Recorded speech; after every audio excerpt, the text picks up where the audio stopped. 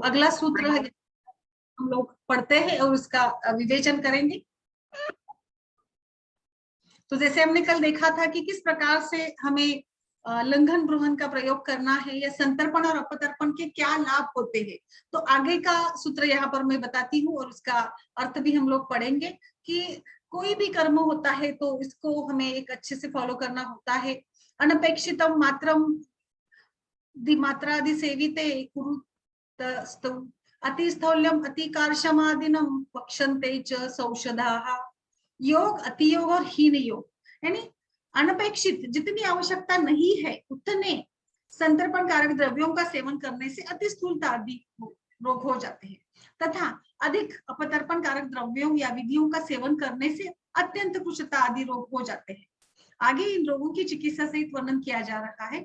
तो बिल्कुल जैसे कि उन्होंने बताया है आचार्य वाग्भट जी ने कि अधिक संतर्पण करेंगे, अति आवश्यकता से अधिक, तो निश्चित रूप से स्थूलता आती भी है, और अगर अपतर्पण भी अधिक करेंगे तो कृशता आती है। तो मुझे लगता है हमेशा हमें ये याद में रहना है कि अति सर्वत्र वर्ज्य, ज्यादा कुछ भी नहीं चाहिए, ज्यादा बात नहीं चाहिए, ज्यादा ये नहीं चाहिए। वैसे भी पंचकर्म या आहार या कितना भी भले हमारे शरीर का पोषण करने वाला हो, किंतु उसका अधिक मात्रा में सेवन करना शरीर के लिए हानिकारक ही बताया गया है। तो इस प्रकार से यहाँ पर मैं ये कहना चाहती हूँ कि बताइए कृति, आपको कुछ बताना है इसके बारे में?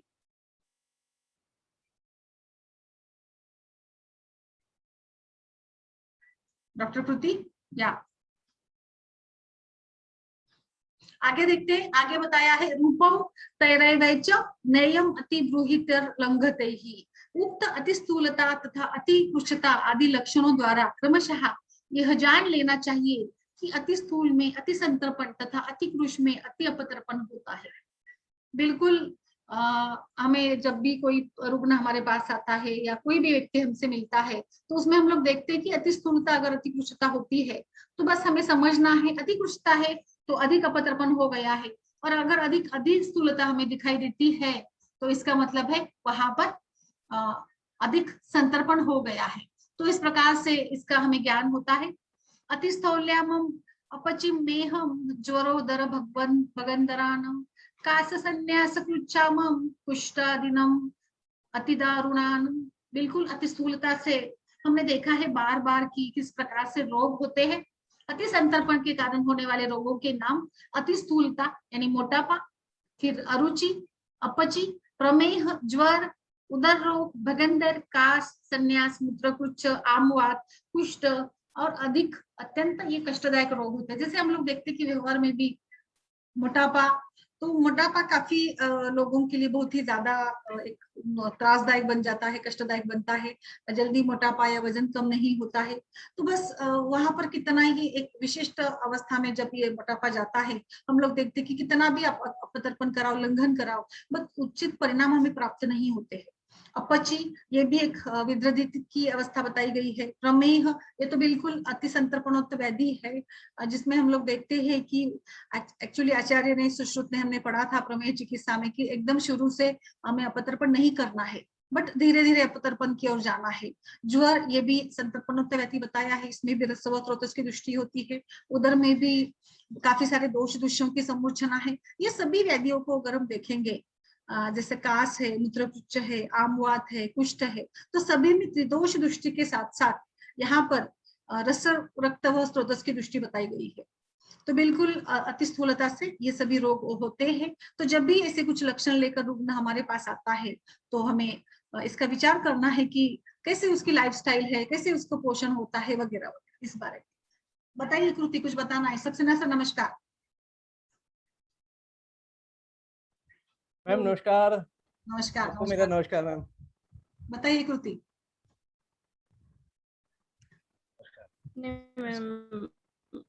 संतर्पण जनित व्याधि तो मुझे लगता है व्यवहार में बहुत अधिक मात्रा में हमें मिलते हैं, बहुत। यस मैम, आजकल सबसे ज्यादा स्थूल्य के पेशेंट बहुत ज्यादा आते हैं। बिल्कुल।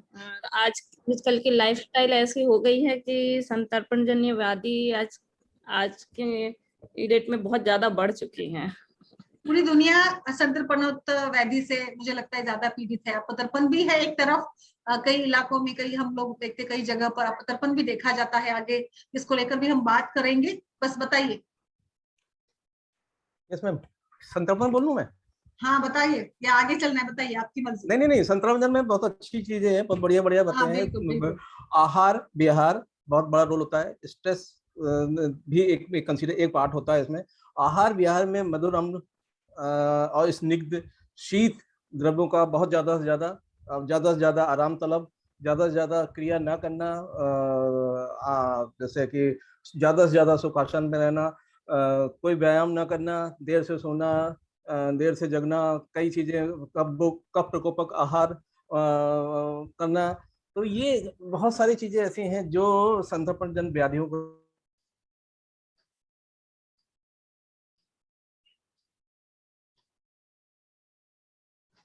सर आपका इंटरनेट शायद,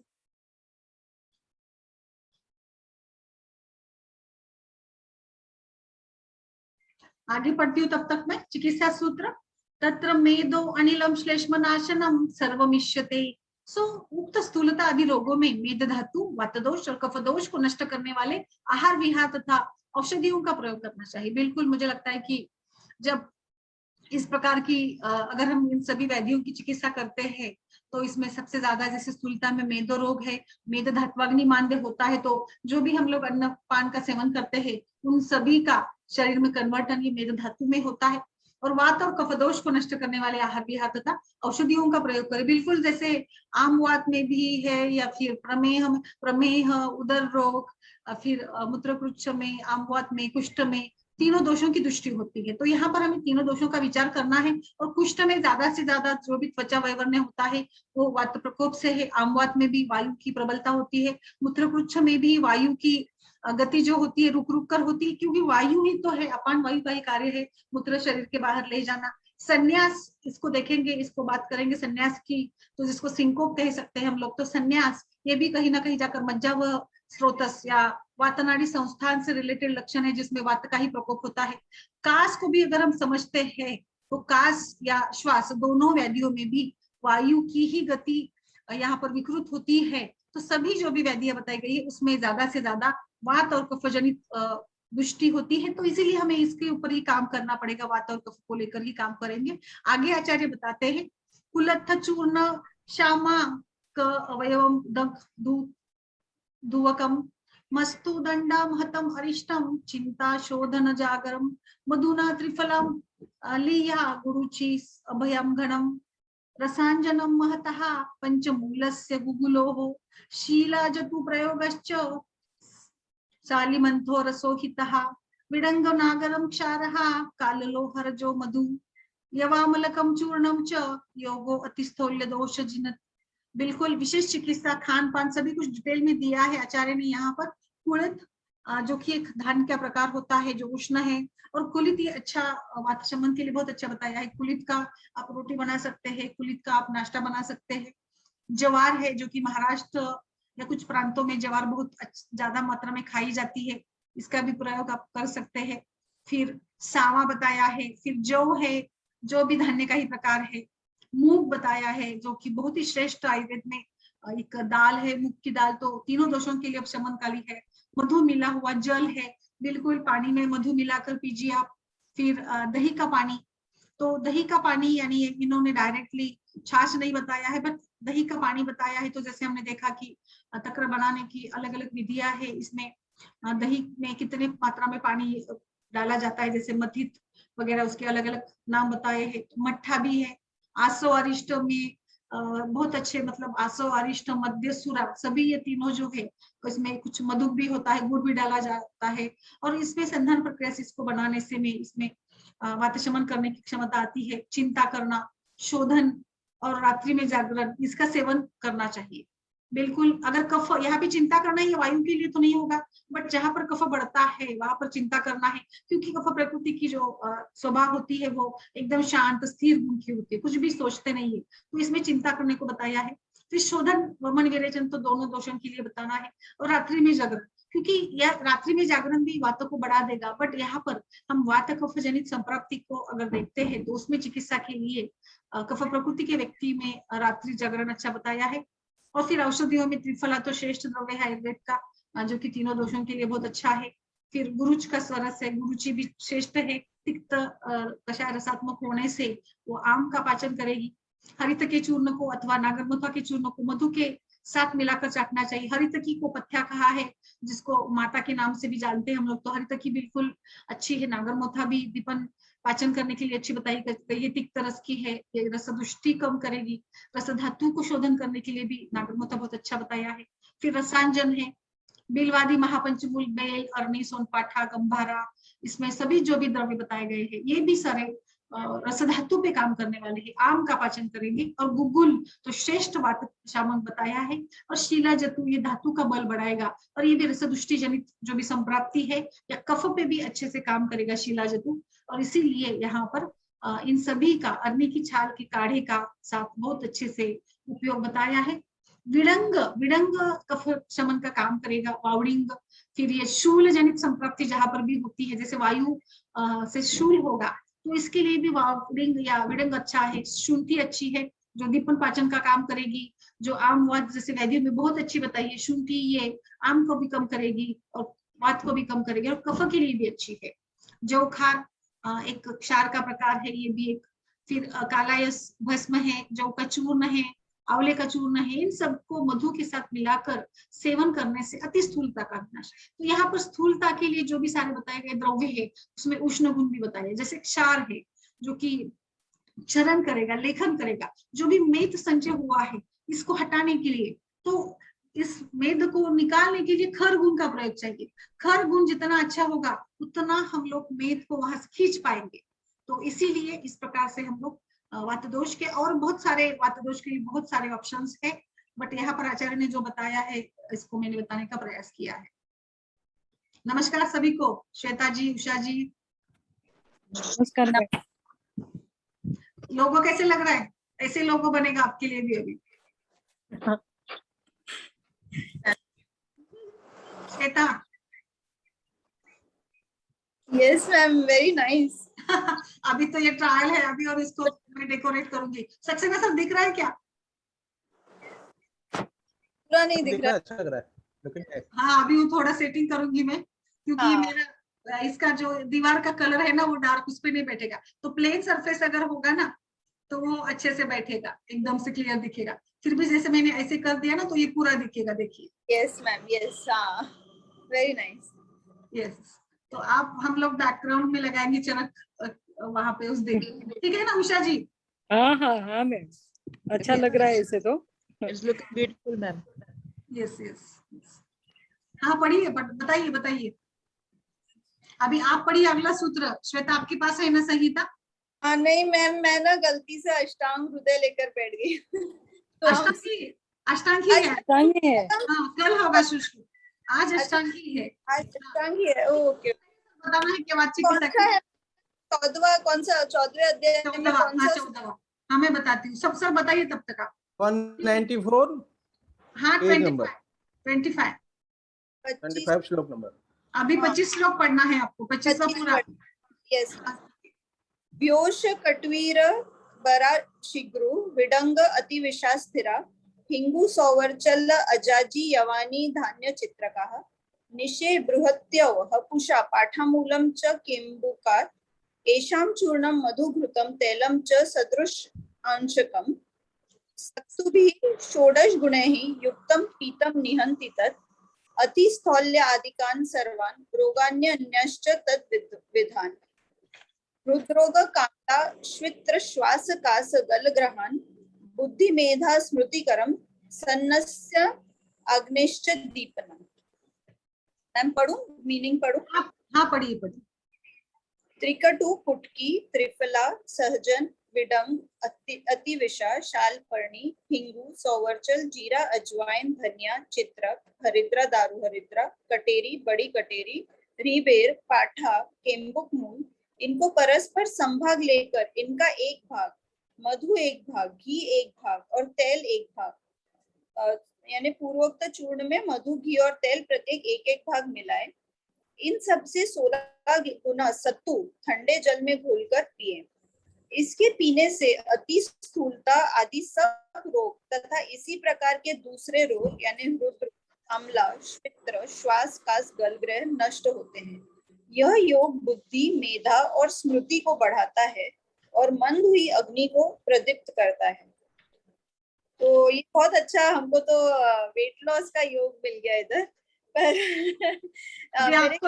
अभी आपको तो जरूरत नहीं है, आप तो मेंटेन है वैसे। नहीं जनरली मतलब संतर्पणजन्य व्याधियों के लिए इन्होंने ये योग बताया और काफी अच्छा योग है। जैसा बताया कि अग्नि को प्रदीप्त करता है, तो और सारे संतर्पणजन्य रोग ही बताए हैं, रुद्रोग, कामला, श्वित्र, श्वास, कास, गलग्रह, यानी जहाँ पे अवरोधजन्य संप्राप्ति है मेरे ख्याल से वहां पे शायद ये यूज कर सकते हैं।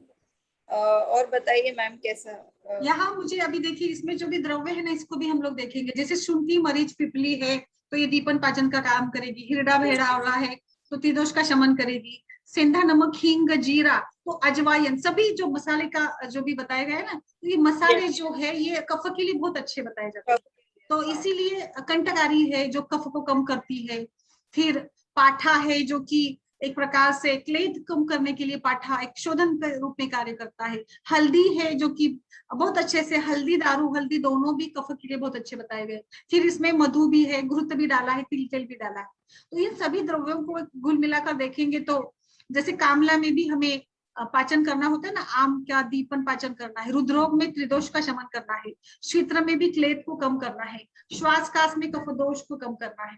तो इसलिए बहुत अच्छा योग है जो मुझे लगता है कि जो भी सारे द्रव्य इसमें बताए गए उसके हिसाब से देखेंगे तो ठीक है ना। सत्तू भी बताया है, सत्तू भी कफ को यही करता है। सभी के लिए अच्छे है सभी द्रव्य, एकदम मतलब excellent drug of Ayurveda. Like triphala, trikatu is there, ajwain, सभी, धनिया है, मुस्ता है, तो ये सभी बहुत ही अच्छे डायमेटिक रिजल्ट देने वाले सभी द्रव्य बताए गए। मैडम मैं त्रिफला के बारे में थोड़ा बताइए। बताऊं?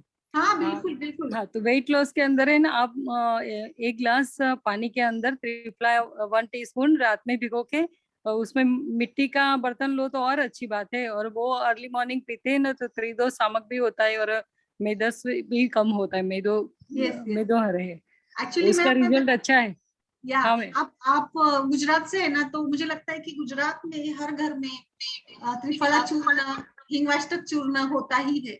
मतलब हाँ, मेरा ऑब्जर्वेशन है, जी क्योंकि मैंने देखा है कि बहुत सारे लोग त्रिफला चूर्ण को ऐसे ही लेते हैं। नॉन मेडिकोज भी बहुत उपयोग करते हैं त्रिफला चूर्ण का। और कितने सारे लोगों से मैंने सुना है, जैसे आपने बताया ना सब पानी में डालकर पीने का, तो वो बहुत सारे लोग करते हैं फॉलो उसको। बस थोड़ा मुझे कभी कभी लगता है कि उसको रुक्षता ना बढ़े त्रिफला से, हाँ, रुक्षता ना बढ़े, सही है। हाँ, क्योंकि हरितकी को कितना भी श्रेष्ठ बताए बट हरितकी थोड़ा ऐसे संकोच करेगी शिराओं का या स्रोतसों का, तो ये भी थोड़ा देखना पड़ेगा। बस उसके कफ वाले पेशेंट है तो उसमें देते तो और अच्छा है, नहीं तो रुक्षता तो बढ़ती है, वो आपकी बात सही है।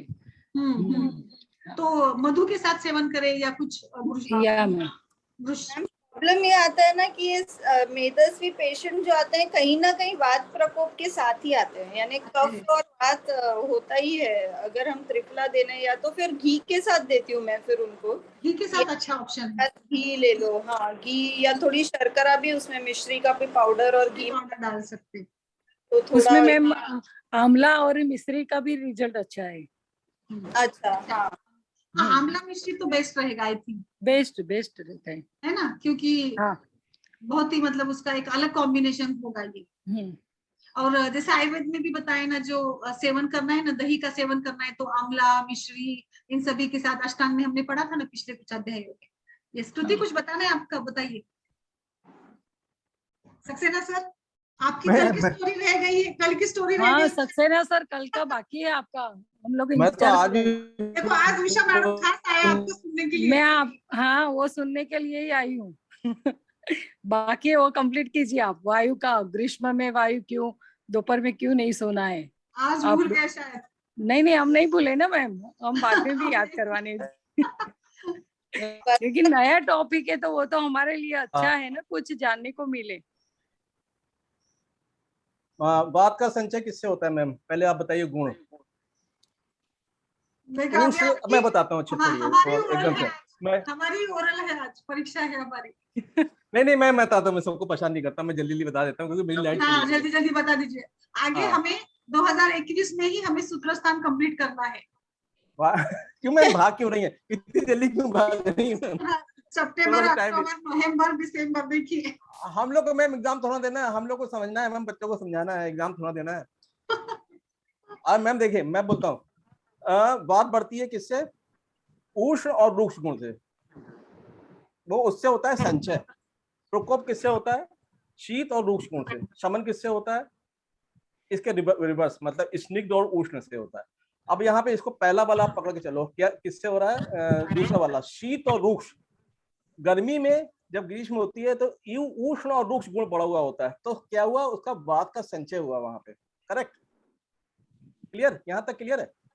यस उष्ण और रूक्ष गुण कब था, गर्मी में। ग्रीष्म में बात संचय हुई तो कहाँ प्रकोप थी, वर्षा में। तो वर्षा में क्या आया, शीत और रूक्ष आया।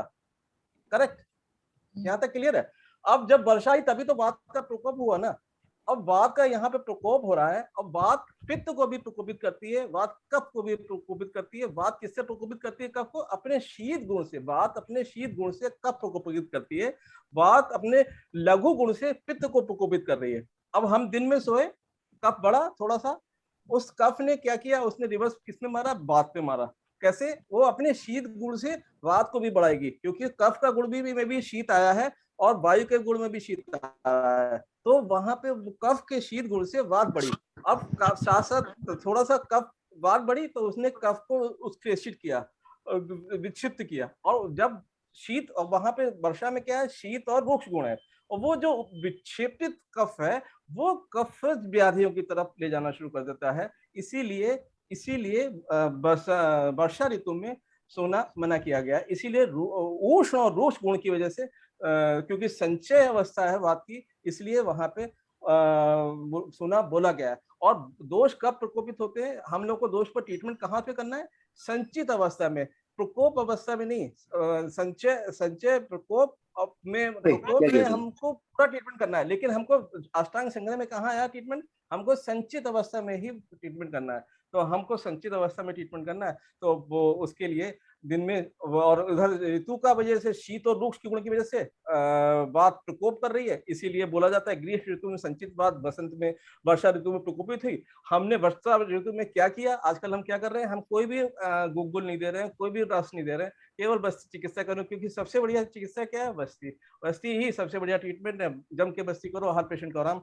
कुछ नहीं करना है, बस 15 दिन 20 दिन जो है, जब तक ऋतु संधि ना आए तब तक हमको इसी को करना है। उसके बाद जहाँ ऋतु संधि हो जाए उसके बाद आगे की चिकित्सा शुरू कर देनी है। क्लियर है मैम? बिल्कुल ठीक है सर, क्लियर है, बहुत आपकी साफ साफ है, यस यस समझ तो बहुत जोरों से चल बहुत रही है। अच्छे से समझा है, बहुत ही थैंक यू। क्लियर है ना, बिल्कुल क्लियर है, हर चीज क्लियर है, इसमें कहीं कंफ्यूजन नहीं है। शास्त्रों में जो लिख दिया गया है आप उसको समझो, पढ़ो और उसको ट्रीटमेंट। हम लोग क्लिनिशियन पहले हैं, एकेडमिशियन बाद में। हमको क्लिनिशियन में हमको शास्त्रों को लेके चलना है। अगर हमने एकेडमिशियन हमारा कंसेप्ट क्लियर है तो हम क्लिनिक में सक्सेसफुल हैं। एकेडमिशियन तो हम हैं ही बढ़िया, लेकिन हम क्लिनिशियन बढ़िया है पहले। एकेडमिशियन क्लिनिशियन नहीं हो सकता, वो अप्लाई नहीं कर सकता, लेकिन हम लोग एकेडमिशियन बाद में है, क्लिनिशियन पहले। तो हमको अपना ज्ञान बुद्धि, मैं हर बात बोलता हूँ, ज्ञान बुद्धि प्रदीपन योगा विशति योगवत आतुरस अंतरात्मा न रोगी किश्चिकेत। क्यों आप ज्ञान बुद्धि का दीपक जला के शास्त्रों को अपने साथ लेके चलो, तो कैसे आपको सफलता नहीं मिलेगी, 100% सफलता मिलेगी। Right ma'am?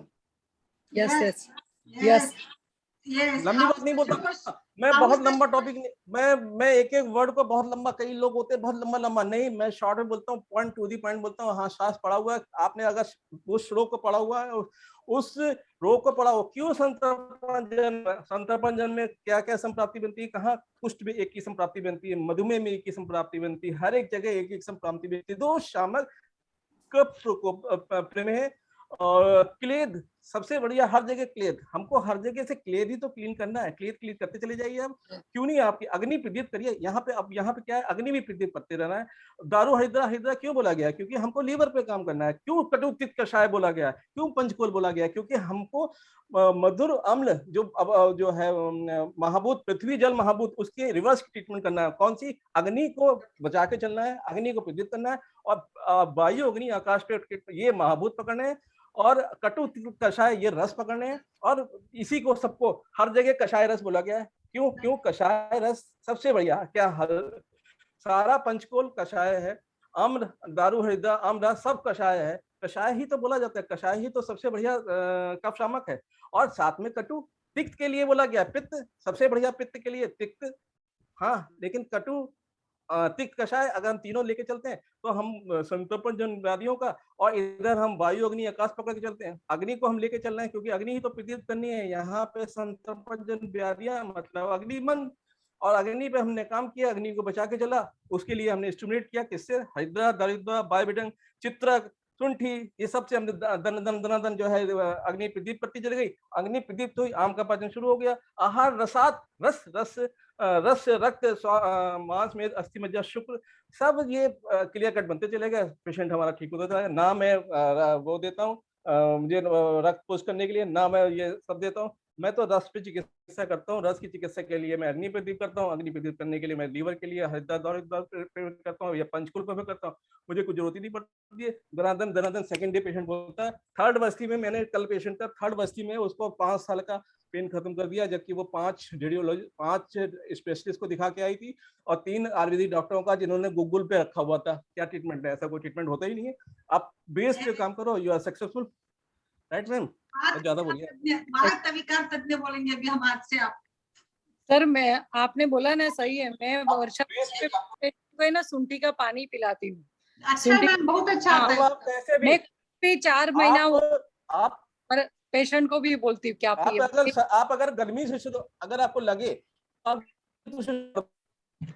आपको संचय कहाँ पे हो रहा है? आप ग्रीष्म में हुआ, आप ग्रीष्म में शुरू कर देते हैं। आप पेशेंट वर्षा तो हमारी मजबूरी हो जाती है ये ट्रीटमेंट करना। पहले से फॉलो अप में है, हम ग्रीष्म तो ये सब शुरू कर देते हैं। धनिया का पानी मैं पहले से शुरू कर देता हूँ क्योंकि मुझे संचय अवस्था में ही उसको दोष को खत्म करना है।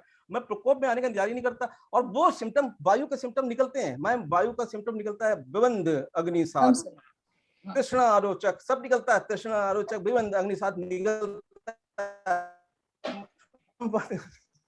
सर, मैं जो मोशन वाले पेशेंट रहते हैं ना इस सीजन में, उसमें हरी तकी और सूंठी का पाउडर मिक्स करके देती हूँ। कोई भी मेडिसिन नहीं देती, वो ही सिर्फ, और उबला हुआ पानी। आप विश्वास नहीं करेंगे सर, शाम तक पेशेंट को ठीक हो जाता है। मैम रिपीट कीजिए वापस, सॉरी मैम। सूंठी एंड हरी तकी। अच्छा युक्ति, आप इसमें आप मैम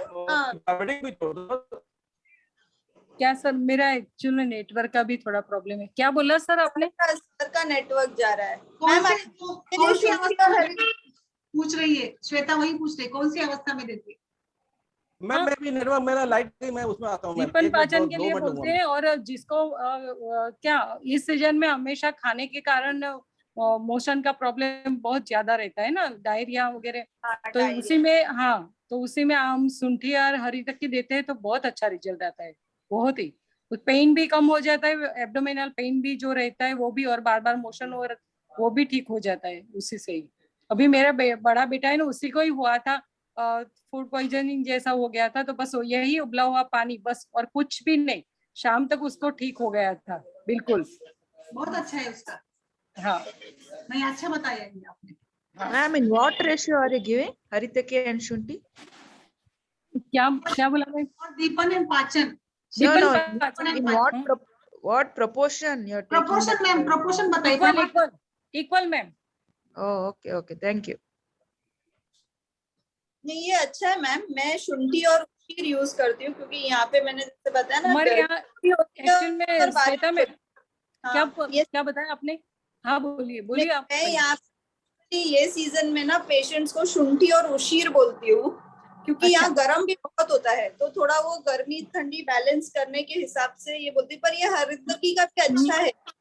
हरितकी बहुत, मैं तो मेरे पेशेंट में जहाँ रुक्षता नहीं है वहाँ हरितकी आराम से यूज करती हूँ। और इतना ड्रामेटिक है ड्रग, हमने उस दिन हरितकी बहुत अच्छा किया था, इतने रिजल्ट है। इसीलिए तो उसको पूरे मतलब ये बताया ना, पथ्या बताया है और माता के समान दर्जा दिया है। हाँ। तो ये बताया गया है कि आप किसी भी अवस्था में उसको एक्चुअल में देने का तरीका थोड़ा चेंज कर दो। जैसे पित्त इन्वॉल्वमेंट है तो उसमें मिश्री डाल दीजिए आप। हाँ, तो आंवला और ये आंवला और हरितकी मिश्री, ऐसे अपने हिसाब से थोड़ा आगे पीछे करेंगे ना तो बहुत अच्छा रिजल्ट मिलता है। अरे हमारे यहाँ तो है ना SH करके एक टेबलेट आती है बालर की, तो मैं मेरे पेशेंट के बच्चे लोग तो लेना पाउडर फॉर्म में लेना नहीं चाहेंगे, तो मैं यही मेडिसिन देती हूँ। और वीक में आप 2 टेबलेट दे दो ना, तो पेट के प्रॉब्लम या कुछ भी, इवन बैक पेन वगैरह होता है ना, तो भी वही मेडिसिन, नहीं जिसके पास एसेट नहीं है तो उसको यही इक्वल पोर्शन वाला मैं दे देती हूँ। तो आप विश्वास नहीं करो, बैक पेन भी साथ में कम हो जाता है इसी से ही। इसीलिए हम लोग नहीं बोलते कि जो प्रसूता है उसके लिए हम लोग ये देते हैं शुंठी। बहुत अच्छी है, उसमें तो शुंठी यस मैम, बहुत गुजरात में सब जगह पे शुंठी का यूज करते हैं। बिल्कुल। वात शमन के लिए ना वात शुंठी शमन। डायमेटिक ड्रग, उसमें जो शुंठिका में जो भी पेन होता है ना, बैक पेन है, लोअर पेन है, और फिर इसीलिए लड्डू में भी शुंठी डालते हैं। और मतलब जो महाराष्ट्र में बोलते हैं ना, हम लोग उसको शुंठवड़ा बोलते हैं। तो शुंठी मिलाकर ही वो बनाया जाता है, जैसे डिलीवरी में जो बनते हैं ना, उसमें बहुत अच्छा रिजल्ट है। मैम देखिए इसमें क्या है ना, अगर आपकी स्थान संशय नहीं हो रहा है, अगर कुपिता नाम ही दोषा नाम शरीरे परिधाप्ता यत् संगे, अगर स्थान संशय नहीं हो रहा, तब तो ये ट्रीटमेंट अच्छे हैं। लाइट लाइट आप कुछ भी दे दो, कुछ भी दे दो, कुछ हरिद्रा तो सब में दे दो, नरहृदय तो सब में दे दो।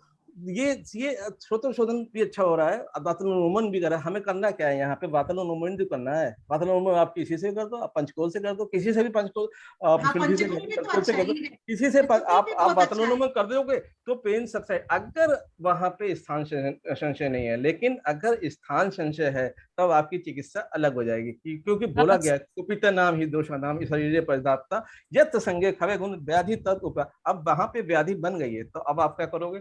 अब आप इन सब से नहीं कर पाओगे, तो आपको उस पॉइंट पे हिट करना पड़ेगा। तो उस पॉइंट पे हिट करने के लिए आपको अभी जो हमने पढ़ा ना वो लेना पड़ेगा, क्योंकि उसमें सब कुछ है, दीपन पाचन भी है, सब कुछ है। हाँ, अब यहाँ पे जो उन्होंने अब उन्होंने मैम रुकिए तो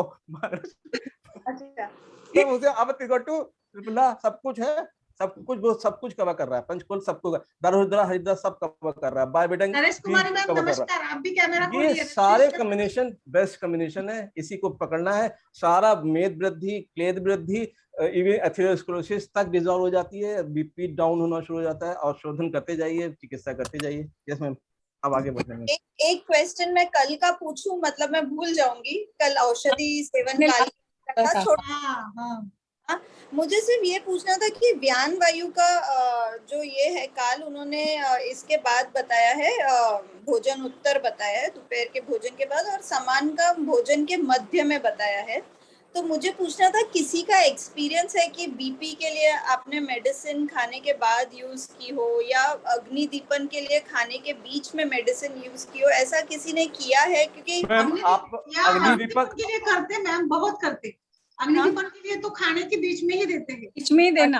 हाँ, मतलब कि थोड़ा खाना खाओ फिर दवा खाओ और फिर यस बोला ही जाता है। यूजुअली हम खाने के पहले देते हैं, मतलब मैंने तो अब तक खाने के पहले ही यूज किया है। तो नहीं, आप दे सकते मैम, बहुत अच्छा है उसका रिजल्ट। उसका रीजन 1 वीक पहले का बताती हूँ आपको। एक्चुअल में है 68, और मगर बचपन से उनको मोशन का थोड़ा प्रॉब्लम था, और बीच बीच में ऐसे ग्रहणी जैसा था। उनको मैंने आम पाचन वटी खाने के बीच में दिया था, 2 ही मेडिसिन दिया था, SHNE, और थोड़ा खाने का परहेजी, और मैं वो शुंठी वाला पानी बताई, बस यही। वो जो आया था पेशेंट, उसको इतना अच्छा रिजल्ट है उससे बीच में देने से। हाँ, बहुत अच्छा आता है। बीपी वगैरह हार्ट के पेशेंट्स होते हैं, उनको खाने के बाद चलता है, शुंठी चलता है। नहीं, बहुत अच्छा है। खाने के बाद देना होता है फिर, मतलब क्योंकि व्यान वायु पे कार्य कर रहे हैं, तो बीपी वगैरह के या हार्ट के केसेस में हमको प्रेफरेंस खाने के बाद देना चाहिए फिर मेडिसिन का। मैम आप एलोपैथिक बोल रही मैम, एलोपैथिक नहीं, आप आयुर्वेदिक पकड़ के चलो, तो आयुर्वेदिक के हिसाब से आप ट्रीटमेंट हो गया। बीपी की मेडिसिन रुद्रोग की मेडिसिन आप दवाई खाने को बोलते हैं, दवाई पकड़ के चलो। आप बात पकड़ के चलो। आपने अगर पकड़ा कि बीपी व्यान की वजह से बढ़ा, तो उसके हिसाब से होगा। बीपी अगर कफ क्लेद की वजह से बढ़ा हुआ, तो उसका ट्रीटमेंट अलग होगा। आप अगर समान पे अगर आप उतर रहे हो, तो समान, क्योंकि यहाँ पे औषधि के आहार के साथ में औषधि भी पचन हो रही है, इसलिए समान पे काम हो रहा है। ऐसा भी सोच के चलो। तो Yes. आप एलोपैथिक कंसेप्ट को इसमें मिक्स करके चलो, आयुर्वेदिक कंसेप्ट के हिसाब से चलो, तो आप पूर्व भक्त, मध्य भक्त, अंत भक्त, मध्य भक्त, मुहुर्मुहु, ये सब आयुर्वेदिक कंसेप्ट है, एलोपैथिक कंसेप्ट नहीं है। तो इसको आप पकड़ के चलो। नहीं तो उत्तर भक्त किस कंडीशन में फिर हम दे सकते हैं, मतलब आफ्टर मील दवा? बोला किस ना आपने, आप ही ने तो बोला बयान में, तो बयान व्यानोदान में वैसे ही है ना, आपने बोला व्यानोदान ना, में। बयान में, हम्म। बयान में दिन में, हाँ, रात, उदान में रात में, करेगा खाने के बाद। व्यान का पेशेंट यूजुअली ऐसे ही हम व्यान का इसी से लगाते हैं ना, जब पेशेंट कुछ इस तरह की कंप्लेन लेकर आता है कि चक्कर से आ रहे हैं या बीपी लो हो बयान रहा है, का मैम, बढ़ रहा है, कुछ बयान परेशान। का काम क्या है मैम? क्लियर कट बयान का फॉर्मूला पढ़ो। बयानो हृदयशिता गति अपक्षेपण उपक्षेपण निमेष अनिमेष आदि क्रिया। अब उसको आप कैसे कोरिलेट करते हो, पढ़ लो उसको, आप सिम्टम पकड़ लो हम कि कौन सी एक्चुअली बात। वायु की जो भी सारी मतलब 5 प्रकार की जो गतियां बताइए ना, वायु प्रायः सर्वक्रिया तस्मिन् प्रतिबद्धाः, तो व्यान वायु गति के लिए रिस्पॉन्सिबल। अभी आपका पेशेंट का रुग्ण का वय बाकी सभी देखकर आपको जो बताया है ना, जो भी खाने के बाद में है, तो वो आपको चॉइस करना है। और जैसे सर ने भी बताया कि मॉडर्न के साथ, जैसे मॉडर्न वाले लोग तो बीपी की टैबलेट सवेरे उठने के बाद चाय पीने के पहले गोली खा लो बोलते हैं। मतलब पेशेंट इतना ये हो जाता है, वरी हो जाता है, कभी कभी गोली छूटती है तो पेशेंट को लगता है कि बस अब क्या होगा। तो ये साइकोलॉजिकल बहुत उसमें डेवलप होता है उस समय पर ही गोली खाना। और ये एक मैंने रिसर्च में भी पढ़ा था कि एक्चुअली सवेरे बीपी की गोली बोली जाती है, बट कुछ कुछ जो मेडिसिन वाले लोग हैं वो बोलते हैं कि शाम में खाना चाहिए, क्योंकि हार्ट अटैक का जो रेट है ना वो सवेरे 5 बजे 4 बजे, बहुत सारे लोग ऐसे होते हैं कि सवेरे 4 बजे नींद में ही हार्ट अटैक आकर चला गया। तो उनका ये कहना था कि इसीलिए बीपी की गोली अगर मतलब रात के समय में या सोने के पहले अगर खाते हो तो वो पूरा कवर अच्छा होगा। तो ये मैंने सुना था, क्योंकि सवेरे खाने से फिर उसका जो इफेक्ट है ना तो दूसरे दिन मतलब अर्ली मॉर्निंग तक कम हो जाता है। ऐसे भी कुछ मतलब पढ़ा था मैंने या सुना भी था। और इसीलिए सभी हार्ट अटैक का जो देखिए अब 4 से 7-8 बजे तक हार्ट अटैक का रेट ज्यादा रहता है, दिन से ज्यादा। आपका एक्सपीरियंस बताइए। मैं एक बात बोलूं मैं बीपी के लिए, जैसे अभी श्वेता मैम बोली हैं, बीपी किससे है?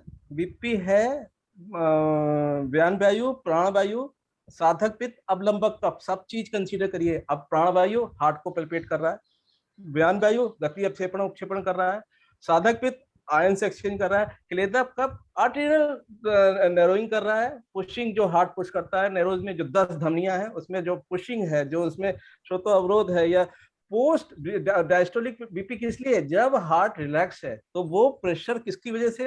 अवलंबक कफ की वजह से। तो आप एक ही चीज क्यों कंसीडर क्यों करके चलते हो? आप प्राणवायु भी देखो, बयान भी देखो, अवलंबक कफ भी देखो, साधक पित्त भी देखो, सब चीज को कंसीडर करना पड़ेगा। बीपी रक्त दाब, बयान दाब, ये सब कुछ लेकर चलना पड़ेगा। एलोपैथिक कंसेप्ट बीपी मैं बताऊं, धमनी प्रतिचय जिसको कहते हैं हम लोग, वहां पर वात की भी दृष्टि होगी, कफदोष की भी दृष्टि होगी, यहाँ पर रक्त भी है, मांस भी है, मेद भी है, सो भी, सभी भी इसमें सभी दोष है, मतलब देखा जाए तो। इसको लेके चलो आप। और हमारे यहाँ एक ब्लड प्रेशर पे काम चल रहा है, पीएचडी का वर्क चल रहा है। तो जैसे ब्लड प्रेशर ये व्याधि जो है वो आयुर्वेद में कहीं भी उसका ऐसे डायरेक्ट उल्लेख नहीं आया है, उसको धमनी प्रतिचय के ही नाम से मतलब जाना जाता है, या अलग लक्षण के रूप में माना है, व्याधि के रूप में उसको बताया गया है। Yes. ये लक्षण है, शुगर लक्षण है, शुगर बीमारी नहीं है, बीमारी नहीं है, शुगर लक्षण है। वो सिम्टम, शुगर हम लोग पकड़ते हैं, शुगर ट्रीटमेंट बीमारी थोड़ा है, शुगर बीमारी नहीं है, शुगर कुछ नहीं है, ये बीमारी थोड़ा है। हमको तो किस पे करना है? उसके वैसे देखा जाए तो बीपी तो कहाँ बीमारी है सर? बीपी बीमारी नहीं है, बीपी सिम्टम है। बीपी सब लोग बोलते हैं ना। एक ये बताइए ना प्रैक्टिकली कि किस कंडीशन में हमको सोचना चाहिए कि हम दोपहर के खाने के बाद दवा दें, मतलब ऐसे कौन से? अभी तक वहीं अटकी हुई हो। नहीं, मैं बाकी काल मुझे समझ में आ रहा है, मेरा एक ये काल के बारे में कि कौन से कंडीशन में हमको सोचना चाहिए कि दोपहर के खाने के बाद आपको दवा देनी चाहिए। बाकी सब तो सिम्टम जो बयान के हैं, गति अपक्षेपण उपक्षेपण, जो उसकी रस धातु पुष्ट नहीं है, रस का अपक्षेपण उपक्षेपण नहीं होता, क्या सिम्टम आएंगे? रस क्षय, हृदय पीड़ा, कंप, हृदय गहर लौलता, ये आएंगे सिम्टम। यदि अगर रस का प्रक्षेपण प्रॉपर नहीं है तो रस क्षय, क्षत पीड़ा, पैल्पिटेशन होगा, कंप, ट्रिमर्स होंगे, कंपन होगा, कंप, हृदय ग्रह, लौलता, वो चीजें, वो लिक्विड डाइट की तरफ उसकी खाने की जिज्ञासा होगी, वो खाना चाहेगा। तो आप ये सोच के चलो ना।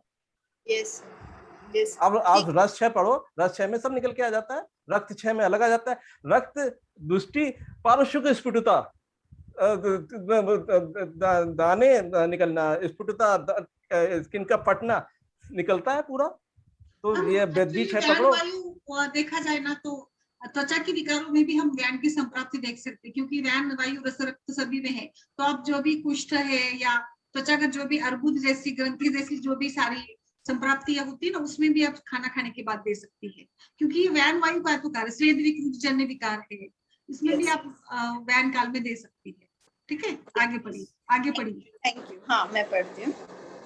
अति लंघन से होने वाले रोग: अति कार्श्यम भ्रमः कास, तृष्णा आधिक्यम अरोचकः, स्नेह अग्नि निद्रा दृक् श्रोत्र शुक्र औज शुद्ध स्वर क्षयः, बस्ती ऋत मूर्ध जंघो अरु त्रिक पार्श्व रुजा ज्वरः, प्रलाप ऊर्ध्व अनिल ग्लानिर छर्दी पर्वास्थि भेदनम, वर्चो मूत्र ग्रह आद्याश्च जायन्ते अति विलंघना।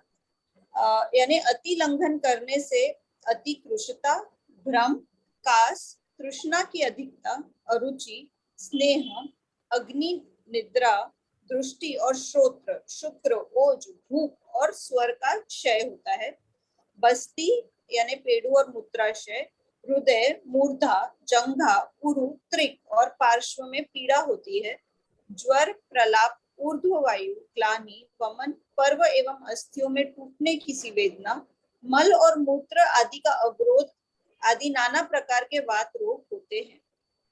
तो यानी यहाँ पे इन्होंने अति कार्श्यता जनित रोग बताए हैं कि अति लंघन करने से, ये तो हमको मतलब दिखाई देता है, एक दिन भी हम फास्ट कर लें तो भ्रम, कास, तृष्णा की अधिकता, अगर बहुत ज्यादा लंघन कर लेता है कोई तो उसको अरुचि भी हो जाती है, खाने का मन ही नहीं करता है। फिर स्नेह, अग्नि, निद्रा, दृष्टि, श्रोत्र, शुक्र, ओज, भूख और स्वर का नाश।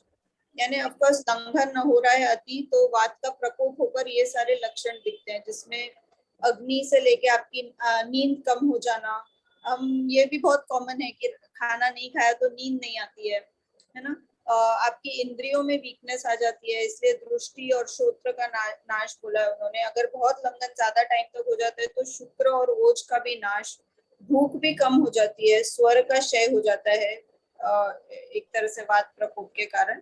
और बाकी फिर इन्होंने पीड़ा बताई है कि कहाँ कहाँ बस्ती, हृदय, मूर्धा, जंघा, उरु, त्रिक और पार्श्व में पीड़ा होती है। इसके अलावा ज्वर, प्रलाप, ऊर्ध्ववात, ग्लानि, वमन, पर्व एवं अस्थियों में टूटने जैसी वेदना, मल और मूत्र का अवरोध, यानी वात के प्रकोप के लक्षण यहाँ सब बताए हैं। इसको आप ऐसे समझो ना, अब इसमें अब आपने इसको पढ़ लिया, अब इसको आप देखिए, समझने वाली बात क्या है। अगर मल क्षय हो रहा है, रस क्षय हो रहा है, मूत्र क्षय हो रहा है, तो क्या हुआ, मतलब अपान विस्तृत है। अपान कहाँ पे है, अपान का विस्थान देखो कहाँ, कटी शक्ति, जंघा, स्पर्श और श्रोतास्थि। तो सारे सिम्टम कहाँ आएंगे, कटी पे आएंगे, अस्थि पे आएंगे,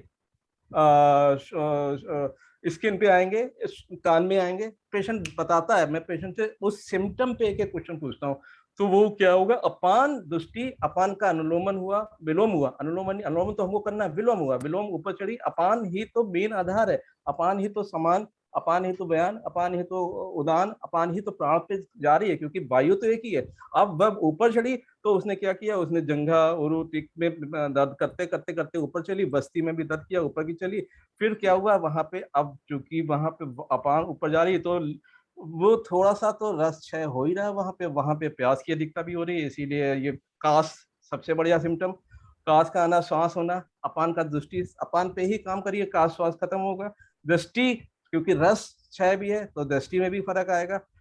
और सारे लिख दिए, हृदय, मूर्धा, जंघा, उरु, सब पूरा पूरा बात के एक एक स्थान लिखते चले गए। ये इस पे सोचते चले जाओ, आगे बढ़ते चले जाओ। यहाँ पे मैं बताऊं, जैसे देखिए दोषों का निर्माण कैसे होता है। रसकमल कफः, रक्तमल पित्तः और अन्नमल वायु। तो अन्न के मलिन भाग से वायु का उदीरण होता है और इस प्रकार से अन्न का पचन कहाँ पे होता है? पक्वाशय में होता है। और यहाँ इस पक्वाशय में ही पक्वाशयं तु प्राप्तस्य शोष्यमानस्य वह्निना परिपिंडित पक्वस्य वायुः स्यात् कटुबाहुतः। तो पक्वाशय में ही वायु बनता है और ये अन्न के मलिन भाग से बनता है। तो इसीलिए लंघन, जैसे हम लोग देखिए कि एक दिन खाना नहीं खाए, लंघन करते गए, तो धीरे धीरे एक दिन तो ठीक है, हम लोग बोलते नहीं आज मेरा उपवास है, मुझे ज्यादा चले नहीं जाएगा, एक दिन ठीक है, दूसरे दिन नहीं मैं बाहर ही नहीं आऊंगा, तीसरे दिन नहीं मुझे तो उठने का ही मन नहीं करे, चौथे दिन तो आप उठोगे नहीं, तो क्या हो गया? आपकी गति पर परिणाम हो गया, क्योंकि अन्न से ही तो वायु का पोषण होता है, अन्न से ही तो वातदोष तैयार होता है। और जब भी आप लंघन करोगे तो इसीलिए हमें खाना चाहिए, अन्न चाहिए। अन्न से कैलोरीज, ऊर्जा, वो तो मॉडर्न कंसेप्ट है, बट अन्न से वायु बनता है। इसीलिए अन्न का जैसे जैसे आप त्याग करते चले जाओगे वैसे वैसे हमारी हलचाल, गतियां कम होगी। और इसीलिए व्याधि अवस्था में सबसे पहला परिणाम किस पे होता है? रोगाः सर्वेऽपि मन्दं नोः, तो ठीक है, बट स्टिल जिस कोई भी ज्वर है, कोई भी लक्षण होता है तो हम बोलते नहीं नहीं आलस है, कुछ काम करने का मन नहीं हो रहा है, बोलना भी कम, फोन करेंगे तो एकदम हल्लू आवाज में बोलेंगे। क्यों?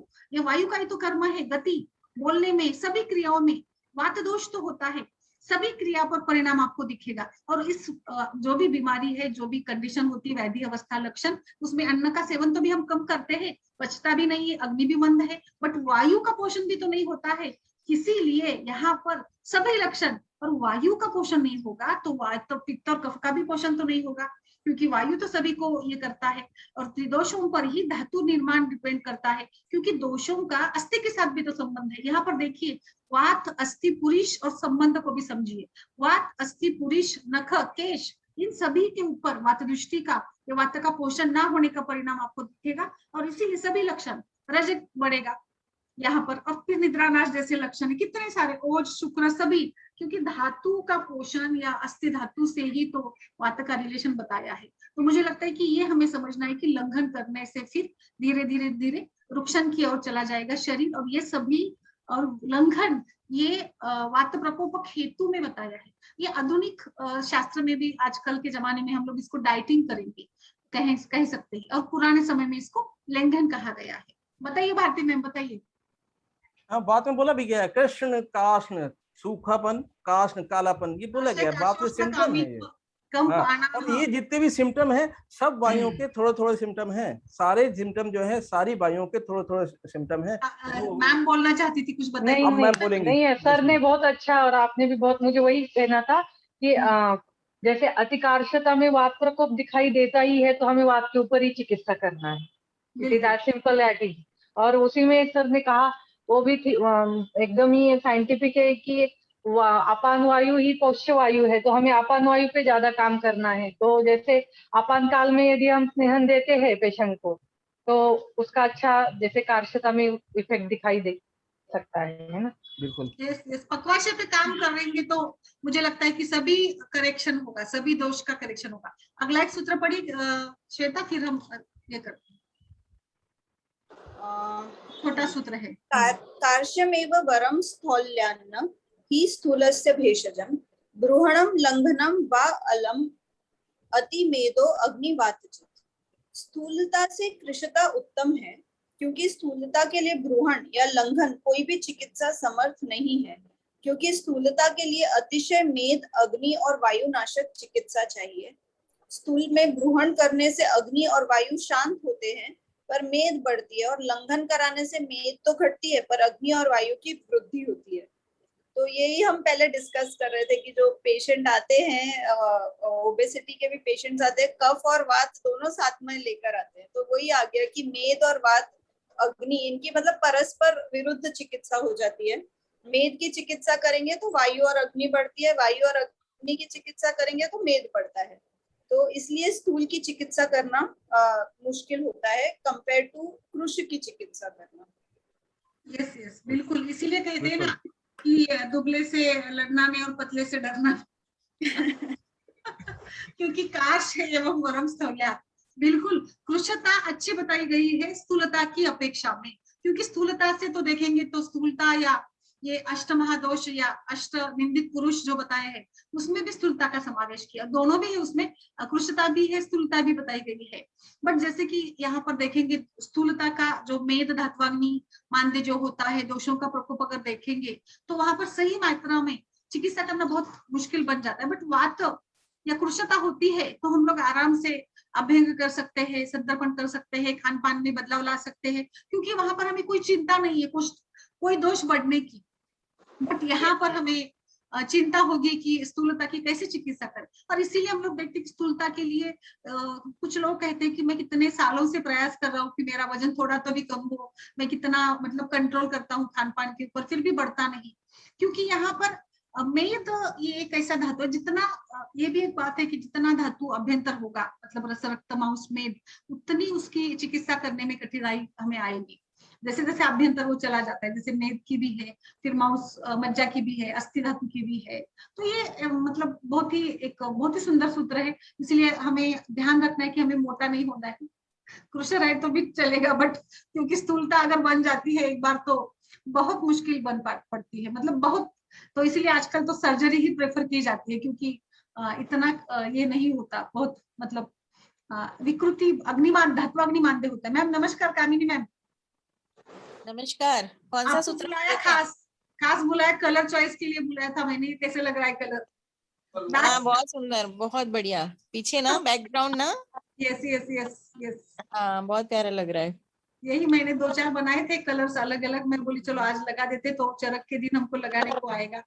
कौन सा सूत्र पढ़ा आपने अभी? अभी हमने स्तकार्ष्य एवं मरम सौल्यता ऐसे पढ़ा है। अच्छा अच्छा अच्छा अच्छा। कृशता अच्छी है स्थूलता से। कामिनी मैम, बताइए आपका कुछ। आपने चेंज किया फिर से पीछे? हाँ अलग अलग बनाया मैंने, आज स्टाइल है। सभी अच्छा लोग अच्छा बताइए। एक हाँ। फोटो वाला भी है, तो मतलब ऐसे हाँ। फोटो वाला बनाए क्या, फिर कैसे सिंपल वाला ही अच्छा लगेगा। ये भी अच्छा है वैसे तो, बहुत सुंदर लग रहा है भी। यस यस चेंज कर करके लगाना रोज। यस यस, इसीलिए एकदम बना के रख दे। हाँ। Yes definitely. तो आज के लिए यहाँ पर रुके, फिर क्या बताना मैम, आपको कुछ बताइए। नहीं आपका टाइम हो गया तो यू कैन स्टॉप, है ना? हाँ हाँ, हाँ हाँ अगला सत्र है तो आज रुकते हैं हम, हाँ फिर जी कल जी मिलते बिल्कुल हैं। बिल्कुल। कल सुश्रुत है, कल आइए। कल हाँ कल यहाँ पे विसर्प चिकित्सा, विसर्प नाड़ी और स्तन रोग की चिकित्सा कल पढ़ेंगे। कल क्या है, फ्राइडे? अच्छा ठीक है फ्राइडे। ठीक है। हाँ ठीक है, ओके। नमस्कार सभी को, सभी दर्शकों को भी। नमस्ते मैडम, कामिनी मैडम, नमस्ते शिल्पा मैडम, नमस्ते सभी को नमस्ते। सबको नमस्ते। बाय। बाय, चलो टेक केयर।